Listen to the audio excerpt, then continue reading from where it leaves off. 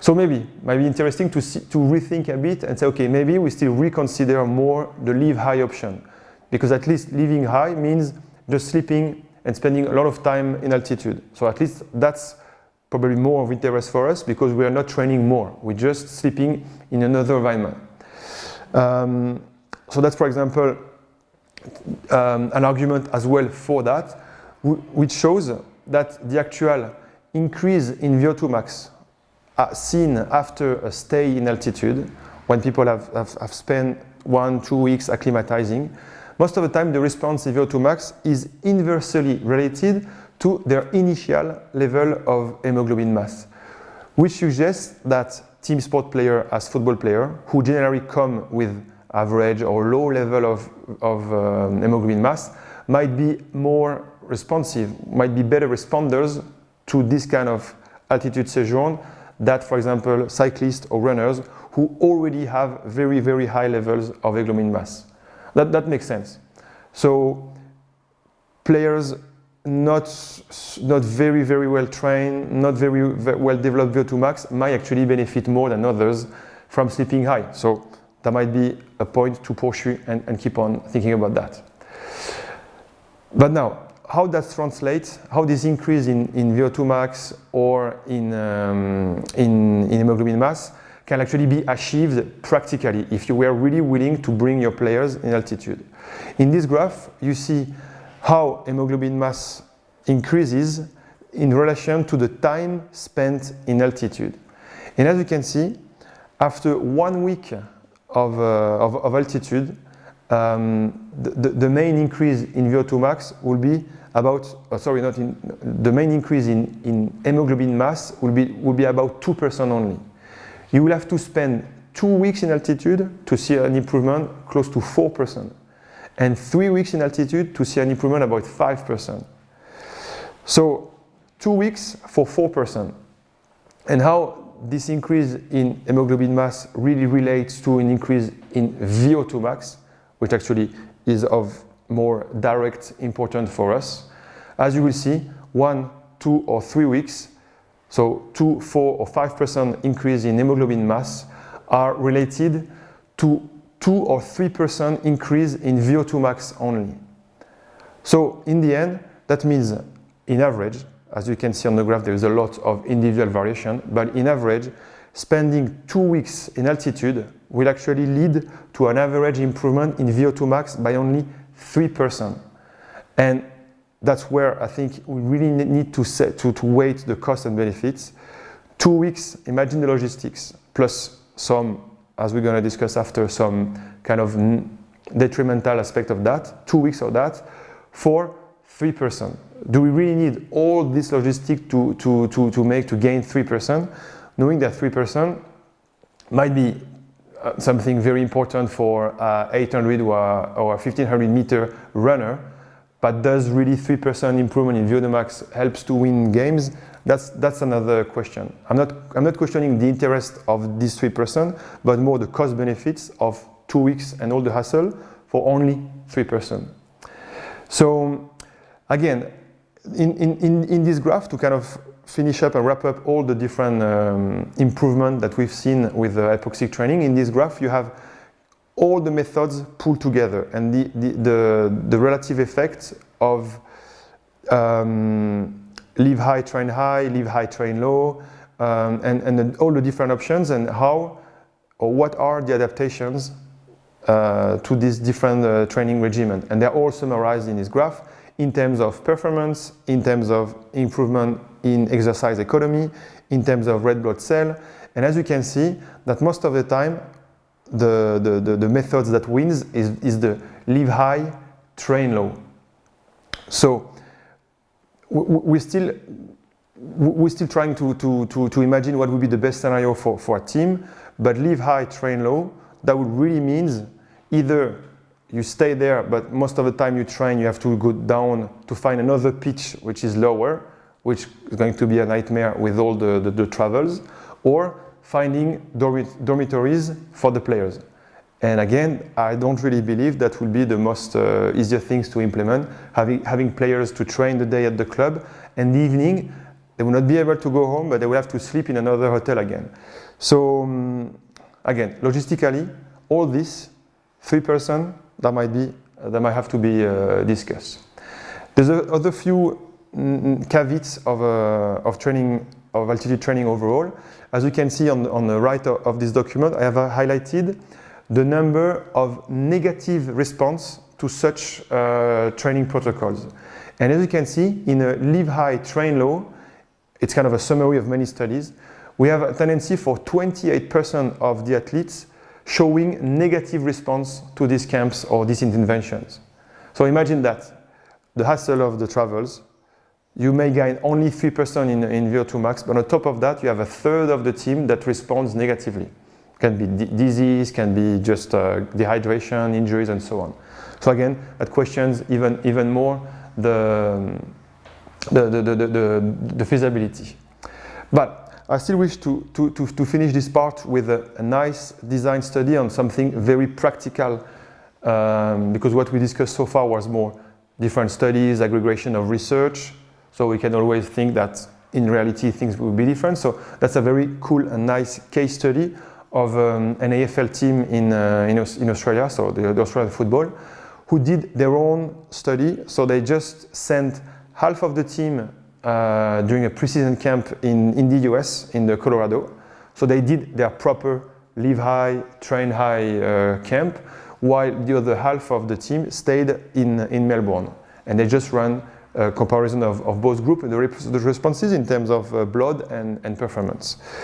And as we can see, as expected, the players who spent time in the Colorado, they had a 3-4% increase in hemoglobin mass, which is expected. 2 weeks, they got 4%, as in the literature. The group that stayed in Melbourne didn't show any changes, as expected as well. Now, in terms of performance, they're doing a typical 2 kilometers time trial.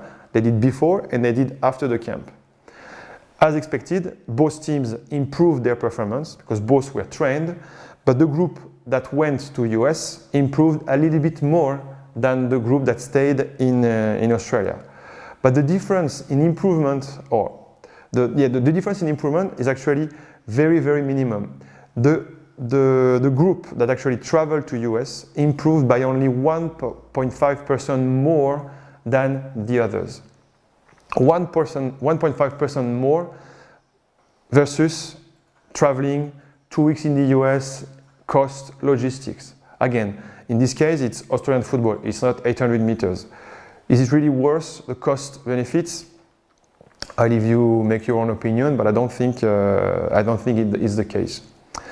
Last example of that, where a bit more promising results, at least partially, comes from the study that I discussed a lot in the other course about the acclimation process to prepare games in altitude, is the result we have from the camp we organized with the Australian under-17 football team or soccer in collaboration with Aspeta and Aspire, where we followed that team when they were doing a camp in La Paz in Bolivia at 3,600 meters. What we can see on the slide, you see first the performances before the camp, then you see how the performance dropped when they were at altitude, which is what we expect because of the acute effect of hypoxia. And interestingly, we see a rebound, and a pretty large rebound in yo-yo performance 2 weeks after the end of the camp. So in that case, we have kind of a proof or some data clearly showing that 15 days after the camp, these Australian football players had a really, really clear and large increase in running performance, which we can at least partially attribute to the camp or the 2 weeks that they spent in La Paz. So that's positive, but again, it's large, but it's still the heavy logistic. But what kind of kills a little bit the nice story for the Australians when we look at sprint times is that we observed throughout the camp a worsening in sprinting capacity throughout the camps. So the longer they stayed in altitude, the slower they got. And as you can see, 15 days after, they still haven't recovered their speed. So again, in terms of cost benefits and overall, staying 2 weeks in Bolivia might have improved pretty well their yo-yo performance, that was not really beneficial for their speed performance. And again, thinking overall football performance, I'm questioning the interest of increasing just yo-yo, but losing speed in this context, plus context of the logistics. There are also strong limitations in terms of altitude training when it comes to sleep high and train high, for example. That comes to data that I also showed a little bit in the other lessons about the perturbation of sleep.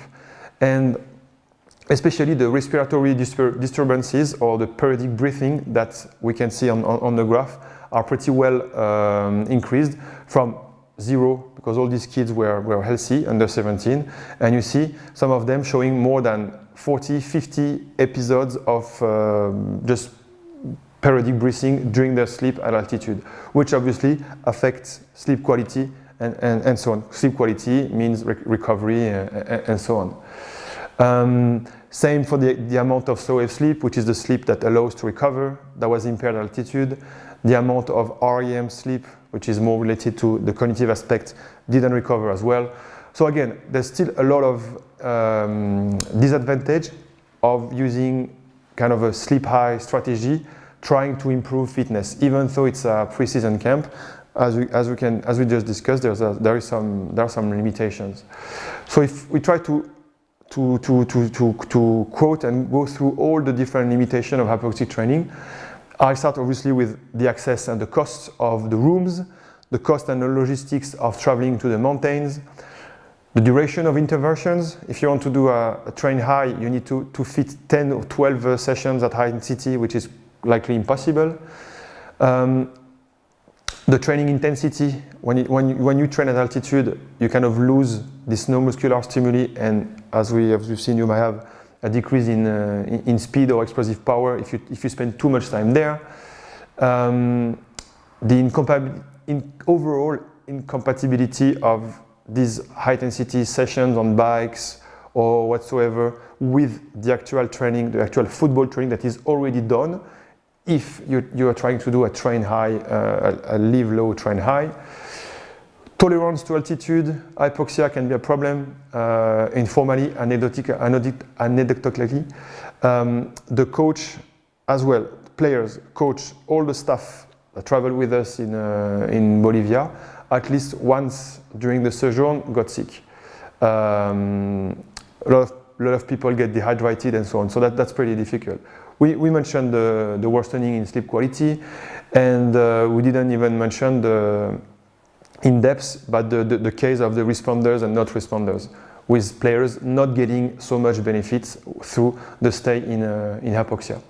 So I think that even though we started with a lot of kind of potential benefits, promising results from studies about the potential aspects or potential benefits of HIIT training, could be live high or train high or both or combination.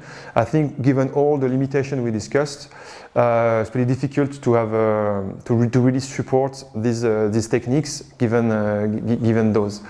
And I would say that it's probably not the best option, and I'm trying to convince you now that using HIIT training is way more advanced, relevant and practical.